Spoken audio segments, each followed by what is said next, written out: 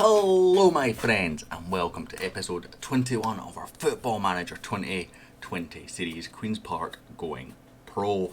We've got 3 ins for you to cover this episode, and a bit frustrating that for some reason it thinks we've had 4 domestic loans. We only have 3, but the game will not allow me to make another one because we have apparently 4. The only thing that I can think of is obviously the other loan is Sean Ardarkwa, who we brought in last season and renewed the loan, and for some reason the game seems to think that is a domestic loan.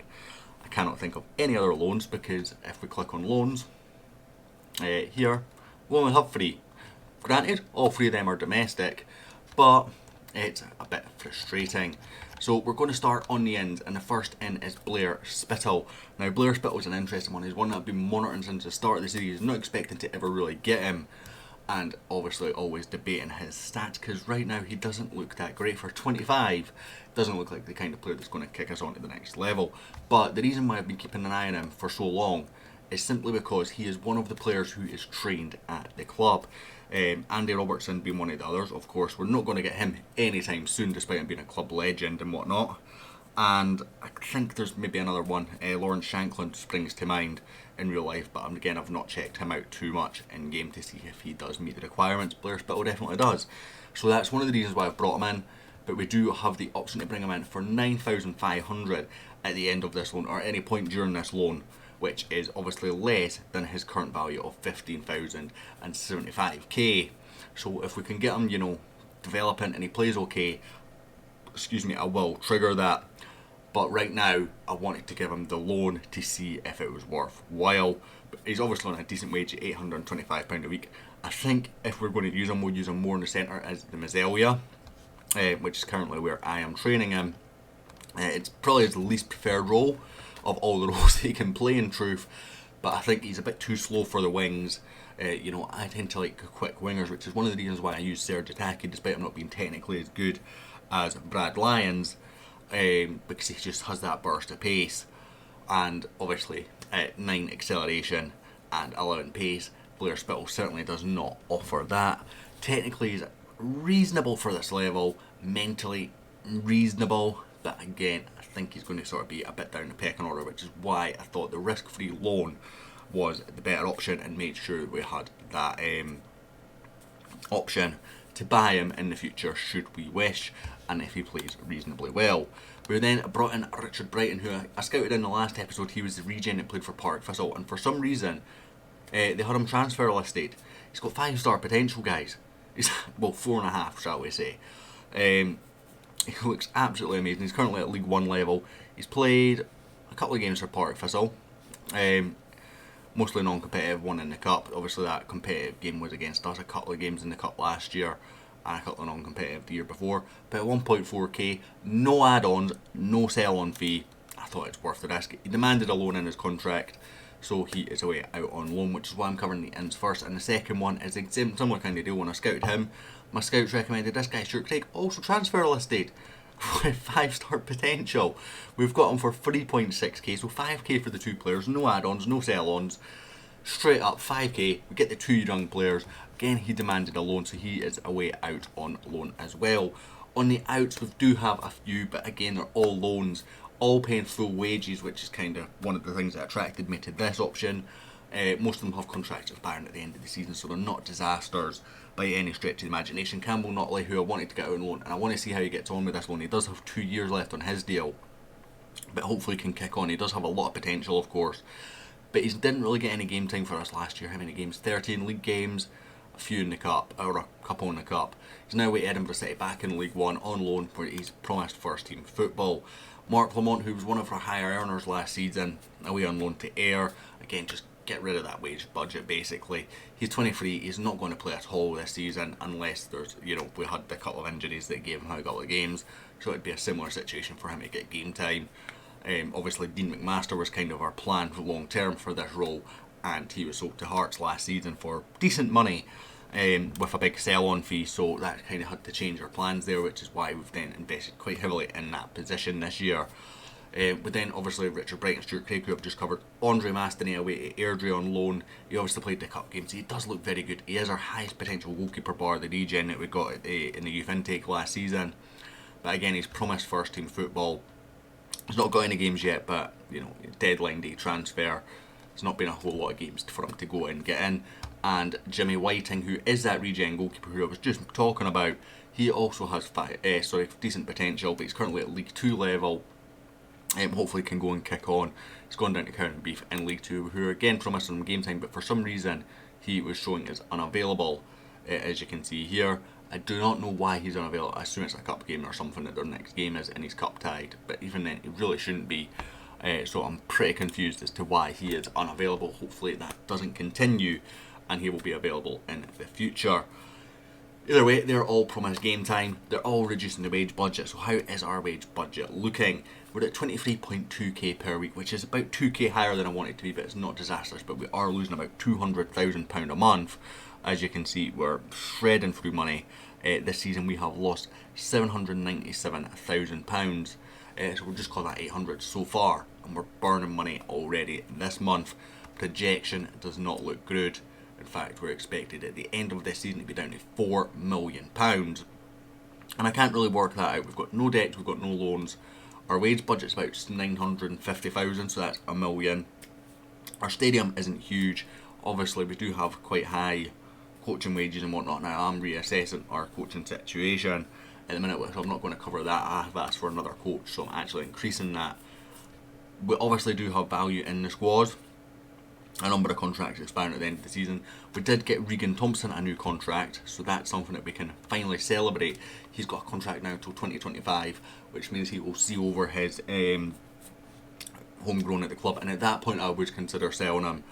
I want to keep him, I want to develop him, but if a bigger club comes in, the bids were starting to get pretty meaty towards the end of the window that just passed. So if a big bid came in, I could then sell him and then monitor him on the basis of bringing him back at a later date for cheaper and hopefully run a profit on that business. But I want to make sure that he is homegrown at the club before I even consider that. He's played 6 to 8 league games for us over 3 different divisions, and he is developing really, really nicely. So that's kind of the business there. Today we are taking on Inverness Caledonian, and since the last episode it's been a bit hit and miss since we beat Partick Thistle. That was obviously such a good start to the season. If in the last episode, if you remember correctly, if you want to go back and check it out, you can, of course. But we then played Hamilton. We were 2-0 up. Sorry, we were 1-0 up and then 2-1 up in this game. Ollie scored before Scotland Man cut it out. Lewis Martin then scored an absolute cracking goal before a 92nd minute penalty. Very similar to the penalty in the Partick Thistle game, but it's just one of those innocuous pushes. Probably was a penalty. I don't think it was personally, but probably was. But this is our biggest seller, and this is where the issue is now. The stadium is now our issue. Obviously, moving into Hampden, we're maxing out on this 1700 capacity quite consistently. But I did notice that there is an issue again in the database, and I actually thought about it when I spotted it. We sold 400 season tickets this year. In the database, the default database, Queen's Park have 400 season ticket holders. When they're moved to Lesser Hampden, that's expected to stay at 400. Last year we sold 100, this year we've sold 400. That obviously hasn't translated correctly, that's something I couldn't really test, but it does probably balance out our financial situation in terms of losses compared to the extra 5 million that we gained. So hopefully that will balance that out, guys. Obviously, if we get promoted, we need to upgrade the stadium or build a new stadium, whichever the board decide to do. I'm kind of hoping that they upgrade Lesser Hampden to the 12,000 first, rather than building a new one straight away. But we then played Arbroath. Jack Purdue scored there. Wasn't a great performance, but it was solid enough to get 3 points. We then played Brecon in the Betfred Cup. We were 2-0 up and we nearly choked it. They got back to 2-2 before our Darkworth finished it off in the end. Very disappointed with this performance, in truth. We do have a Betfred Cup, no, East 5 in the next round, so again we should be able to progress past East 5. We've got Hibs in the next round of the Betfred, and this was the Betfred rather. So Hibs in the next round and East 5 in the Caramel Wafer. We then played Rafe and we actually dominated this game. The stats do not lie. Unfortunately, the only stat that matters is goals, and in that sense we rescued a late point. Danny Finlayson, the captain, on the score sheet for this one, to get that late point, leading by example of course. to equalise Kieran Boy's early goal. But overall, this was a very good performance, probably our best performance of the season in truth, bar Partick. And unfortunately we didn't come away with the spoils. We then played Dundee and we gave up a 2-0 lead. Very, very frustrating. Jack Purdue and Craig Sabald from the spot put us ahead. At that point, Finlay Robertson scored, and then we went to our wall formation with about 84 minutes played, and they scored pretty much straight after it, which was really frustrating. Obviously, we are getting players back to fitness now. Our Dark was unfortunately picked up a knock, a pretty nasty injury again. I think that's another 4 to 5 week job, but in general, we've got players coming back, so I was a bit frustrated by this. Kane Hemmings, obviously a very prolific goal scorer historically, so not disappointed to concede to him, just disappointed that we threw away a 2-goal lead. And then we played Arbroath in the Caramel Wafer Cup. Craig Whiten and Cormac Cleland with a late brace, getting us a comfortable win there. Really should have been much more comfortable by the time that we actually opened the scoring, but overall I'm fairly content. That leaves the league table with us in third. We're one of the 3 only remaining unbeaten teams. Obviously that late blow up against Dundee costing us 2 points, which would have put us above them and taken away their unbeaten record. Inverness, one of the only other unbeaten teams in the league, is the only 3 of us remain, of course, and we play them today. A win would take us above them, a draw puts us probably down into the mid-table section, and a loss does similar. As you see, Jack Purdue competing with top goal scorers, and ironically this should be about the season that we look to be replacing him. I did get him to see hit Premiership quality player last season, so he probably does have another couple of years with us, but he's back down to Championship level just now. But he plays outstanding, and he's played on left wing a couple of times for us this year as well through those injuries, so hopefully he can continue on that form now that he's going back into the middle with McClellan and Whiten both back. So we're going to get into today's game against Inverness Caledonian Thistle, and I'm quite excited for this one. Our Orquat, as I said, got injured, so we're going to have to, in fact I'm going to play Whiten up front and bring McClellan on there, and then bring Brad Lyons onto the bench. Craig Sabald will come back in for Blair.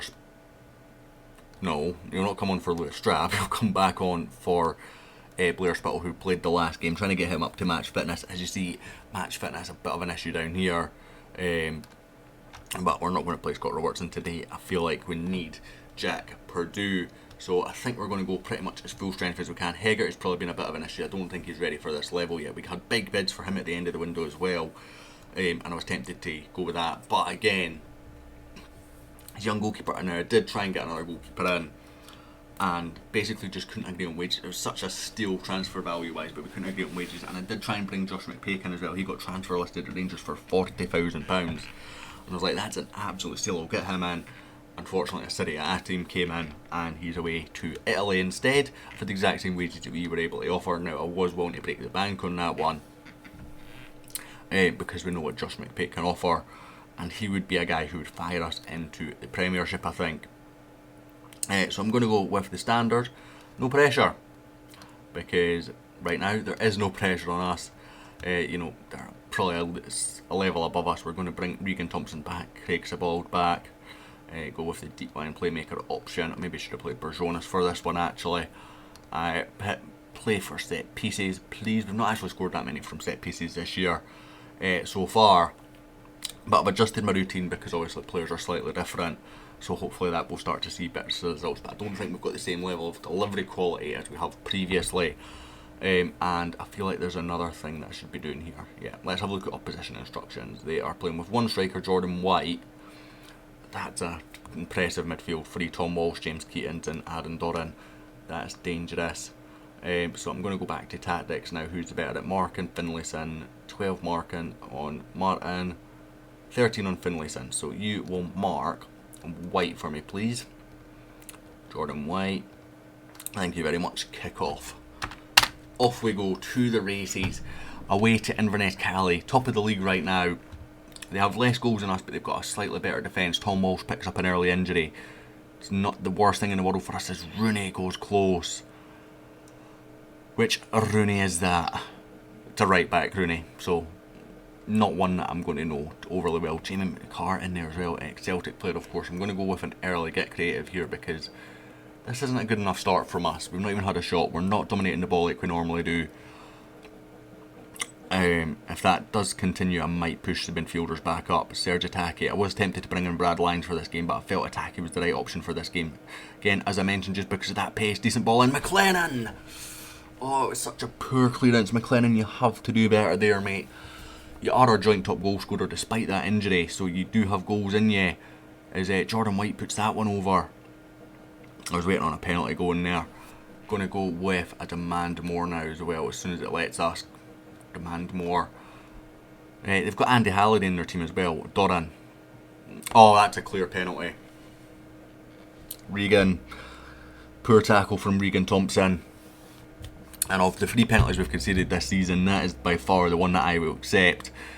Hegarty has not been good enough with them. He just doesn't get into the corners with the penalties. Which is actually strangely weird because, you know, if you remember back to the first season when he was only the cup goalkeeper, we won a couple of penalty shootouts that year, and it was him getting into the corners, saving the penalties that won us them. Serge Attaque picks up the loose ball here. Keatons clears it. Mackay, who I've actually looked at signing a couple of times at Mackay. Andy Halliday. Bit of a hero of mine, Andy Halliday, of course. Not the most technically gifted football player, but gives everything every game. Stewart launches clear. McLennan should pick this one up. Unfortunately, heads down straight to Rooney. Flicked across to Keatings, who's gone past Ole. Good save. And Doran runs it out of play on his poor first touch, thankfully for us. I think I'm switching back. We're just not getting enough of the ball. Mazzelia on support, please, Craig. Confirm changes. We do have a free kick here, though. Hopefully we can score. I don't remember seeing many direct free kicks scoring since the last update, though. Oh, it's a decent save, I was about to say, but that one's in. Going to go with a show some passion now as well. See if we can really fire them up before half time. Give us something to play for. Don't think we've had to come back. No, Rafe. We did have to come back from behind against Rafe, of course. But that penalty, the difference between the teams so far, I'm going to go with I expect a much better show now. I wasn't expecting to win this game, but I was expecting to be a lot more competitive than we are. We have obviously pushed our midfield back forward into our normal route. And I'm tempted to bring on George Oakley for Conor McClellan, who's on a yellow, not playing his best. Oakley will go into a target man role. Sebald with another free kick. Oh, absolutely brilliant from Craig Sebald. That gets us back on level terms. I was just saying, in the last highlight, that I don't remember seeing many direct free kicks going in recently since the last update. But Craig Sebald has tucked this one home. I think Jeffrey Lunduran's the last one that I remember against Celtic. And that puts us back on level terms for this game. Next sub we're going to make now, we're going to bring on Brad Lyons for Serge Attaque. Get him back up to match fitness. Doran with their corner. It's absolute open goal there from that header that they've put over the bar. And I'm having a look at anywhere else who we can change things right now. Strangely, Strap got an assist for that free kick. I'm not sure why. We'll bring on Scott Robertson for Jack Purdue, I think is reasonable. We'll put Scott Oakley on George Oakley rather on the attack. I want to see how that attacking target man can do. I'm going to go with demand a bit more here. Pressurised by the feedback, focused. Not really any normal recoveries there. Unfortunately, it's a goalkeeper that's pressurised. Robertson flicks on, can't find a teammate though. Cleared away towards Halliday. Ole's done well. Unfortunately, it's fallen to Jordan White. Go very attacking. That was just pure bad luck, I think. It was a great hit challenge by Ole. Nobody followed it in. Good block, great challenge. 2 men had committed and White just reacted. And it was actually Finlayson who's meant to be marking him that had committed. Going to go with a get creative for the last couple of minutes. Inspired. Come on. We did play our way back into this game, but unfortunately it's our first league loss of the season. In fact, it's our first loss. Craig Sabald picking up man of the match, although getting a decent rating as well. Unfortunately, just the quality difference shown in the end. Disappointed with that, but we did play ourselves back into the game. I think we need to not use the DM formation for these big games because we're losing too much of the ball when we're doing that.